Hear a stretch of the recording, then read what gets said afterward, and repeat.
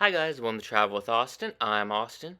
Today we are here at Cosi and we're going to be taking a look at the Titanic exhibit. So we are starting off in this room right here with a model of what the Titanic would look like on the sea floor. Now this exhibit ran from March of 2024 till Labor Day of 2024. It is one of the traveling exhibits, so it is not actually owned by Cosi, but is one that travels around. And let me tell you, this thing is always popular. So I went towards the very end. This is actually very early in the morning on a weekday, and you can see all of the tons of people here. The very beginning of it was definitely a line simulator type event where you had to wait for people to move. But once you got further in, it did get less crowded and was easier to move around. Now, this exhibit is wonderful if you love the Titanic. There's, of course, a ton of history and a surprising amount of artifacts. I was actually so surprised by how many artifacts we have from the Titanic.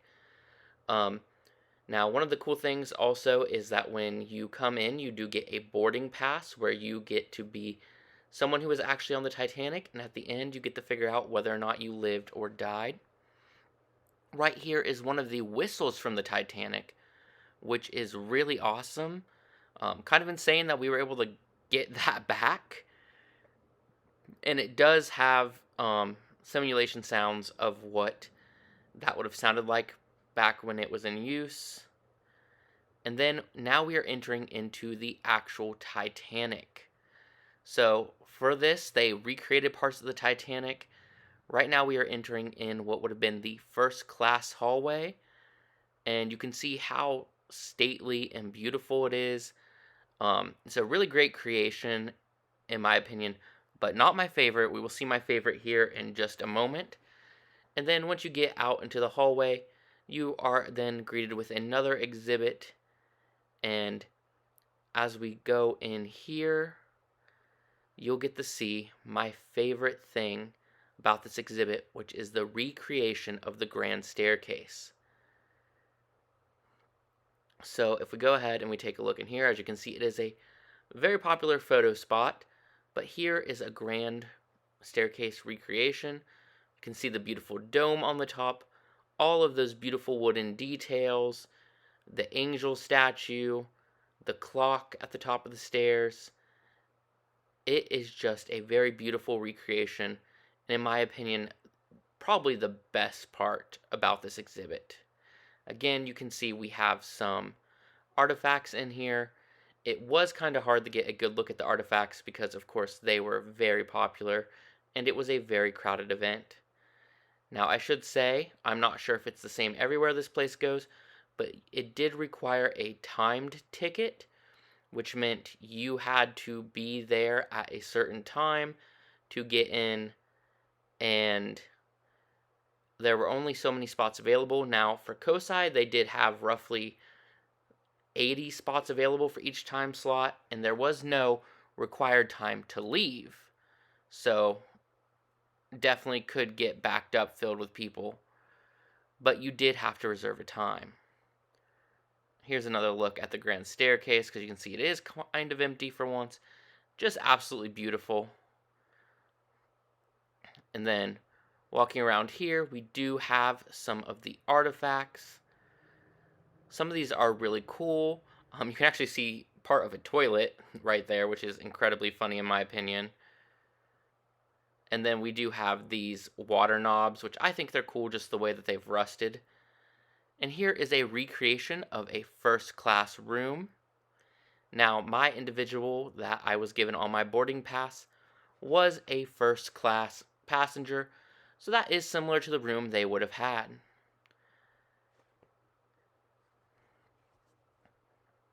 So we are going to keep walking here, and you can see we have information boards on the wall about some of the passengers, which is really cool. Some of them are people that you have definitely heard of, and some of them are ones that you have not, which is honestly kind of cool because I do like learning about the ones that we don't usually hear about.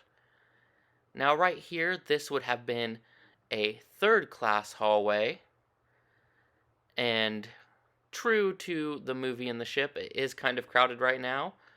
But we do get a look in a few seconds at basically what a third class bunk could have looked like.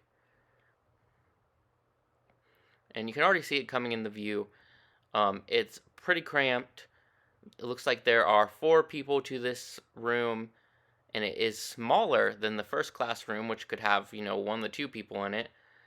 But again, this would be the third class room, so you were paying the least. You were also near, you were the closest, I should say, to the boilers and stuff like that, and many third class passengers reported that they could constantly hear the equipment of the ship. Now, here is a boot that was recovered from the Titanic. That is actually a bit of a controversial piece because some people are worried that it may have come off of, someone who did pass away and may be a part of their final clothing, but hopefully that is not the case. Now, this is really interesting because there is a recreation here of the watertight doors that were supposed to stop the Titanic from sinking if water came in. Of course, we know that the Titanic still did sink, but it's still cool to see that. And as we enter in here, we are entering and seeing all of the ice warnings that the Titanic received before it sunk. And here is a passenger fun fact. On the afternoon of April 14th, my